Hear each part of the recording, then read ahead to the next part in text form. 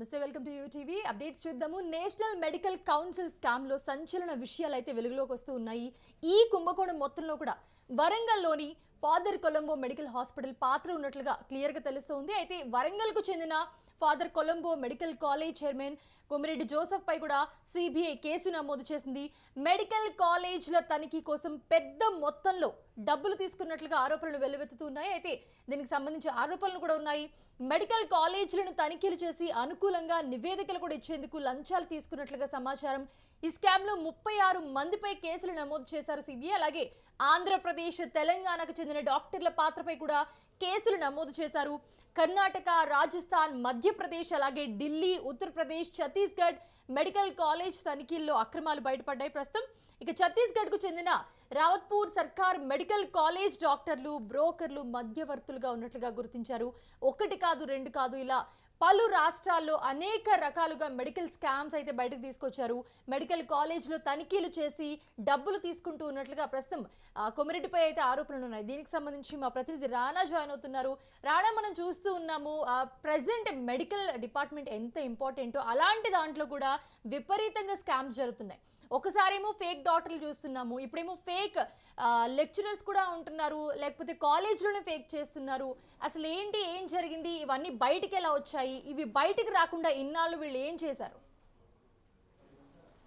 దాదాపు వారం రోజుల నుంచి కూడా సిబిఐ అనేక కోణాల్లో కూడా విచారణ చేపట్టిన తర్వాత విస్తుపోయే నిజాలనేది వెలికి తీసినటువంటి నేపథ్యం కనపడుతుంది. ముఖ్యంగా ఈ యొక్క స్కామ్ వెనకాల ఇరు తెలుగు రాష్ట్రాలకు సంబంధించిన ప్రముఖ డాక్టర్లు, అలాగే ప్రముఖ మెడికల్ ఇన్స్టిట్యూషన్స్ కూడా ఉన్నట్టుగా సిబిఐ ఎంక్వైరీలో కూడా తేటతెల్లమైనటువంటి నేపథ్యంలో దాని తగ్గట్టుగా సిబిఐ అఫీషియల్గా ఒక ఎఫ్ఐఆర్ని కూడా రెడీ చేసింది. దాంతోపాటు ఎంతమంది దీంట్లో అక్యూజ్డ్గా ఉన్నారన్న దానిపై కూడా వాళ్ళ పేర్లతో పాటు వారు ఏ ఇన్స్టిట్యూషన్స్ చెందినటువంటి వారు అనేది కూడా పూర్తి స్థాయిలో కూడా వారు ఈ యొక్క ఇన్ఫర్మేషన్లో ఎఫ్ఐఆర్ కాపీలో కూడా పొందుపరిచినటువంటి నేపథ్యం అయితే ఏర్పడుతుంది. దాంతోపాటు వీరు ముందుగానే మెడికల్ కాలేజీకి సంబంధించిన విషయంలో తనిఖీలకి ఎన్ఎంసీ నుంచి ఒక టీం వెళ్ళినప్పుడు వారు ముందుగా వాళ్ళకి ఇన్ఫర్మేషన్ ఇచ్చిన తర్వాత అక్కడ వసతులు లేకపోయినా, కొన్ని ఇన్స్టిట్యూషన్స్లో ఫ్యాకల్టీస్ లేకపోయినా, లేకపోతే అక్కడ ఉన్నటువంటి కనీస సదుపాయాలు అక్కడ లేకపోయినా కూడా తమకు అనుకూలంగా కూడా ఈ యొక్క పూర్తి స్థాయి అక్కడ అన్నీ ఉన్నాయనేసి కూడా ఒక రిపోర్ట్ అనేది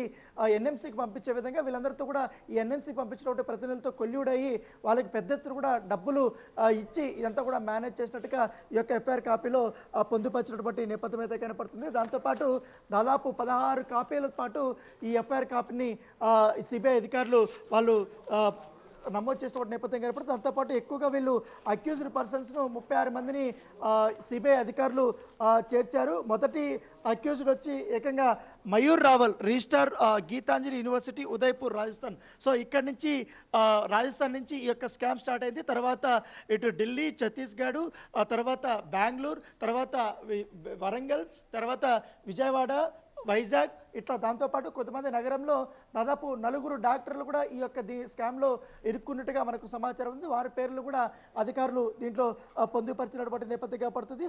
దాదాపు 36 ఇన్స్టిట్యూషన్స్లో 18 దాకా ఇండియాలోనే ద మోస్ట్ ఫేమస్ అయినటువంటి మెడికల్ ఇన్స్టిట్యూషన్స్ కూడా దీంట్లో ఉన్నటువంటి నేపథ్యం అయితే కనపడుతుంది. సో దాంతోపాటు ఈ ఎన్ఎంసీలో పనిచేసేటువంటి అధికారులు ఎవరవుతున్నారో ఈ చెక్కింగ్కి వెళ్ళేటువంటి వారిపైన కూడా సిబిఐ అధికారులు కేసులు నమోదు చేశారు. ముఖ్యంగా Chaitra MS, member of inspection team of NMC, national medical council సంబంధించినటువంటి ఇన్స్పెక్షన్ టీంలో ఈమె కూడా ఉన్నారు, వారిపైన కేసు నమోదయ్యారు. దాంతోపాటు Rajani Reddy, member of inspection team NMC, తర్వాత Ashok Shelke, member of inspection NMC కింద వీరిపైన కూడా కేసులు నమోదు చేసినటువంటి నేపథ్యం కనపడుతుంది. దాంతోపాటు చాలామంది గవర్నమెంట్ హెల్త్ డిపార్ట్మెంట్లో పనిచేసినటువంటి అధికారులు ఎవరుతున్నారో వారి ఇన్వాల్వ్మెంట్ కూడా చాలా క్లియర్గా కూడా ఈ యొక్క పూర్తి స్థాయి ఎంక్వైరీలో తేలాయి కాబట్టి వారి పేర్లు కూడా దీంట్లో పొందుపరిచినటువంటి నేపథ్యం కాబట్టి వారి యొక్క పాత్ర అనేది కూడా చాలా క్లియర్గా ఉందంటే కూడా వారు దీంట్లో పొందుపరిచారు. ముఖ్యంగా జీతులాల్ మీనా ఎవరితో joint director, division head, national health authority, New Delhi. So ఈమె చాలా కీలకమైనటువంటి పోస్ట్లో ఉంది. సో అన్నిటికీ పర్మిషన్స్ కూడా చూసుకోవాల్సిన అవసరం ఉంది కాబట్టి మీనా పైన కూడా కేసు నమోదు చేశారు. సో దాంతోపాటు పూనం మీనా మరొక official of ministry of health and family welfare, government of India.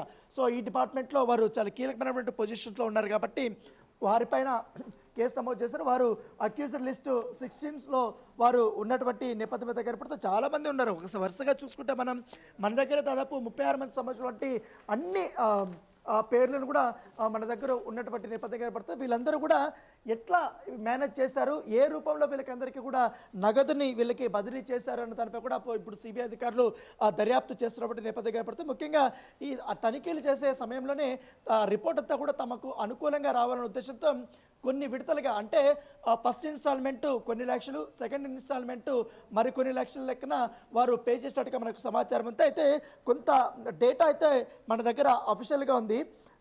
ముఖ్యంగా 20 లక్షలు, 46 లక్షలు మధ్యవర్తుల ద్వారా ఎన్ఎంసీకి కొంతమంది అధికారులు ఇట్లో లంచం రూపంలో ఇచ్చినట్టుగా సమాచారం అవుతుంది. ఈ వ్యవహారంలో ఇప్పటికే సిబిఐ 6గురిని అరెస్ట్ అఫీషియల్గా చేసింది. కాబట్టి జూన్ 30 తారీఖున సిబిఐ ఈ కేసు నమోదు చేసింది. ఎఫ్ఐఆర్ నమోదు చేసిన తర్వాత మొత్తం వీళ్ళందరినీ ఎంక్వైరీ చేసిన తర్వాత కొన్ని లింక్స్ అనేది వీళ్ళు బయట పెట్టారు. ఆ లింక్స్ ప్రకారం సిబిఐ ఎంక్వైరీ చేసిన తర్వాత అయితే మెడికల్ అంటే చాలా పగడ్బందీగా, ఎందుకంటే కొన్ని వేల మంది మెడిసిన్ చేస్తూ ఉంటారు, అలాగే కొన్ని లక్షల కోట్ల మంది ట్రీట్మెంట్ తీసుకుంటూ ఉంటారు మెడికల్ కాలేజీకి సంబంధించి. ఆ కాలేజీకి సంబంధించి హాస్పిటల్స్ కూడా చాలా ఉంటాయి. సో దీంట్లో వీళ్ళు ఇంత అవినీతి చేస్తూ ఉంటే ఇప్పటివరకు ఎలా కవరప్ చేసుకుంటూ వచ్చారు? ఎందుకంటే ఇప్పుడు ఒక్కొక్కటి బయటకు వస్తుంటే ప్రస్తుతం మన తెలంగాణలోని వరంగల్లో చూసుకున్నా, లేకపోతే ఆంధ్రప్రదేశ్లో చూసుకున్నా చాలా మెడికల్ కాలేజెస్ బయటకు వచ్చాయి. ఇప్పుడు మెయిన్ మనకి ఏంటంటే విద్యార్థులకు విద్య చెప్పే ఫ్యాకల్టీ దగ్గర నుంచి, స్టాఫ్ దగ్గర నుంచి చాలా మంది ఫేక్ ఉన్నట్లుగా కూడా చెప్తూ ఉన్నారు. సో ఏంటి అసలు ఎలా వచ్చింది ఈ కుంభకోణం, అసలు బయటికి ఎలా వచ్చింది? ఒక్కొక్కటి బయటకు చూస్తూ ఉంటే దాంట్లో చాలా అవినీతి జరిగినట్లుగా కనిపిస్తోంది. ఇది నార్మల్గా మనము పేపర్లో చూసినట్టుగా, లేకపోతే ఇది చూసినట్టుగా చాలా చిన్న స్కామ్ ఏం కాదు.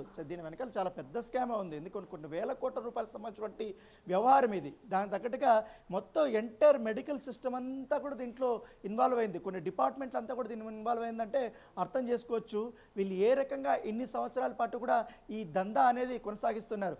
ఎందుకంటే మనము అప్పుడప్పుడు మీడియాలో కానీ వార్తల్లో చూస్తూ ఉంటాము, మెడికల్ కాలేజ్ దందా, మెడికల్ సీట్ల దందా అనేది ఒకటి రెగ్యులర్గా వార్తల్లో నిలుస్తుంటాం. ఎందుకంటే ఈ మెడికల్ సీట్ల దందా అనేది స్టార్ట్ అయింది ఈ యొక్క వ్యవహారం వల్లనే. ఎందుకంటే వీళ్ళు చూసుచున్నట్టుగా ఆ ఇన్స్టిట్యూషన్స్కి అసలు బిల్డింగ్ ఉందా, లేకపోతే వాళ్ళ ఫ్యాకల్టీ తీసుకున్నారా లేదా, అసలు నిజంగా కాలేజ్ ఉందా లేదా కూడా చూసుకోకుండా వీళ్ళు ఎన్ఎంసీ నుండి వస్తారు.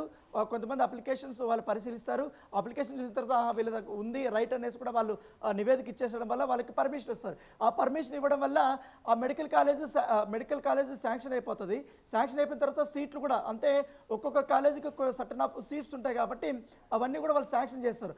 ఆ సీట్లనే ఇప్పుడు కోట్లాది రూపాయలకు అమ్ముకుంటున్నారు. సో ఇది కోట్ల రూపాయలకు ఒక్క సీట్ అమ్ముకున్నప్పుడు దాంట్లో నుంచి పర్సంటేజ్ ప్రకారంగా ఈ ఇన్స్పెక్షన్ టీంలో వచ్చినటువంటి వారందరూ కూడా తలా కొంచెం వాళ్ళు పంచుకుంటుగా మనకు సమాచారం ఉంది. ఆ కోవలని 20 లక్షలు ఒక చోట, 40 లక్షలు ఒక చోట, కొంతమందికి 50 లక్షలు ఒక చోట, కొంతమంది అయితే హవాలా రూపంలో వివిధ రూపాల్లో కూడా వీళ్ళకి అంతా కూడా చేరవేసినట్టుగా సమాచారం అవుతుంది. వారి కుటుంబ సభ్యులకు కూడా ఈ అమౌంట్ని చేరవేసినట్టుగా మనకు సమాచారం అవుతుంది. అయితే దీంట్లో కొంత మెయిన్ మన సౌత్లోనే ఈ 2 రాష్ట్రాలకు సంబంధించినటువంటి కొంతమంది చాలా కీలకంగా వ్యవహరించినట్టుగా మనకు సమాచారం అవుతుంది. వారికి సంబంధించినటువంటి ఇన్ఫర్మేషన్లో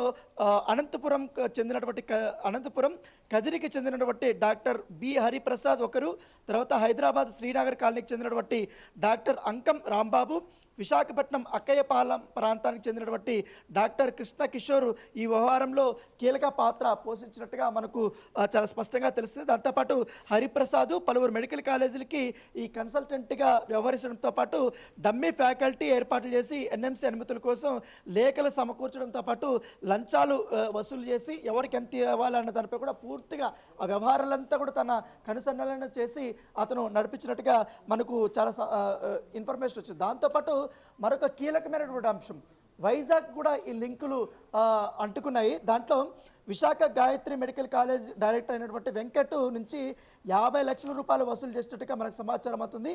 ఈ మొత్తం కూడా హవాలా రూపంలో ఢిల్లీకి పంపించినట్టుగా తెలుస్తుంది. దాంతోపాటు తెలంగాణలోని ది బెస్ట్ మెడికల్ ఇన్స్టిట్యూట్గా పేరు ప్రఖ్యాతలు సాధించినటువంటి ఫాదర్ కొలంబో మెడికల్ కాలేజ్ సంబంధించినటువంటి కొన్ని క్లియరెన్సెస్ కోసం పెద్ద ఎత్తున ముడుపులు ఇచ్చినట్టుగా ఇప్పుడు సిబిఐ ఎన్క్వైరీలో తేలింది. కాబట్టి ఏకంగా ఆ కొలంబో ఇన్స్టిట్యూట్ ఆఫ్ ఏదైతే సైన్స్ ఉందో ఆ మెడికల్ కాలేజీకి సంబంధించినటువంటి ఎవరైతే ఫౌండర్ ఉన్నారో వారిపైన కేసు నమోదు చేశారు. వారిని అఫీషియల్గా దీంట్లో ఎఫ్ఐఆర్ కాపీలో కూడా నమోదు చేసినటువంటి నేపథ్యం ఏర్పడుతుంది. దాంతోపాటు క్లియరెన్స్ కోసం 2 విడతల్లో వీరు లంచం ఇచ్చినట్టుగా సిబిఐ ఎంక్వైరీలో తెలియదు కాబట్టి వారిని వ్యవహారంలో చేల్చారు. ఈ వ్యవహారంలో ఆరోగ్య శాఖ డైరెక్టర్ అయినటువంటి పూనం మీనా ఇంతవరకు మనం చెప్పాం కాబట్టి ఆమె పేరును కూడా అఫీషియల్గా దీంట్లో పెట్టారు. సో దేశవ్యాప్తంగా దాదాపు 40 ప్లేసుల్లో సిబిఐ వాళ్ళు ఈ యొక్క మొత్తం దాడులు చేశారు. చాలా వరకు కూడా ఇన్ఫర్మేషన్ తీసుకున్నారు. కొన్ని కీలకమైనటువంటి పత్రాలు కూడా వాళ్ళు సేకరించిన తర్వాత వాళ్ళన్నీ కూడా చాలామంది స్టేట్మెంట్లు కూడా రికార్డ్ చేసిన తర్వాత వీళ్ళందరిపైన కేసులు నమోదు చేశారు. కాబట్టి ఈ కేసు చాలా పెద్ద స్థాయిలోనే వెళ్ళబోతుంది. దాంతోపాటు మనం కేవలం ఈ ముడుపులు మాత్రం కొన్ని ఒక్కొక్క కాలేజీ నుంచి కొన్ని లక్షలు మాత్రమే చూస్తున్నాయి. చాలా వరకు 1-2 కోట్ల వరకు కూడా వెళ్ళినట్టుగా తెలుస్తుంది. దాదాపు ఇప్పుడు ఇన్ని మెడికల్ కాలేజీలు ఉన్నాయి, ఇంతమంది ఇన్వాల్వ్ ఉన్నారు కాబట్టి దీని వెనకాల 100 కోట్ల రూపాయల స్కామ్ ఉందనేసి కూడా సిబిఐ అధికారులు భావిస్తున్నారు. కాబట్టి దాని తగ్గట్టుగానే ఇప్పుడు సిబిఐ అధికారులు పూర్తి స్థాయిలో దూకుడు పెంచి ఈ కాలేజీల మీద అంతా కూడా మరోసారి దాడులు చేసి వారి యొక్క రికార్డులు, దాంతోపాటు మెడికల్ సీట్లు గోల్మాల్, ఏ కాలేజీలో ఏ సంవత్సరంలో ఎంతమంది మెడికల్ కాలేజీలకు సంబంధించిన మెడికల్ సీట్లు ఉన్నాయి, దాంతోపాటు మేనేజ్మెంట్ కోటా ఎంతవరకు ఉంది, ఎన్ఆర్ఐ కోటా ఎంతవరకు ఉంది, వాటి ప్రైసెస్ అంటే మేనేజ్మెంట్ కోర్టులో ఎంతవరకు ప్రైసెస్ పెట్టారు, దాంతోపాటు ఎన్ఆర్ఐ కోటాలో వీళ్ళు ఎంతవరకు కూడా ఈ మెడికల్ సీట్లు అమ్ముకున్నారన్న తరపు కూడా పూర్తిగా సిబిఐ అధికారులు ఎంక్వైరీ చేస్తున్నటువంటి నేపథ్యం పడితే గతంలో కూడా మనం చూస్తాం తెలంగాణలో మెడికల్ సీట్ల దందా అనేది ఉంది. దాదాపు 5 మెడికల్ కాలేజీల పైన కూడా ఇప్పటికే సిబిఐ కూడా కేసులు నమోదు చేసింది. దాంతోపాటు రాష్ట్ర ప్రభుత్వం కూడా చర్యలు తీసుకుంది. దానిపైన కూడా ఎంక్వైరీ కూడా జరుగుతున్న నేపథ్యంలో ఇప్పుడు తాజాగా ఈ యొక్క స్కామ్ అనేది బయటపడిన తర్వాత ఇది ఏ స్థాయిలో వెళుతుంది, ఎంత దూరం తీసుకెళ్తుంది, ఇంకా ఎంతమంది అరెస్ట్ అవుతారనేది కూడా మనం వేచి చూడాల్సిన అవసరం ఉంది. Right. Thanks for the updates Rana.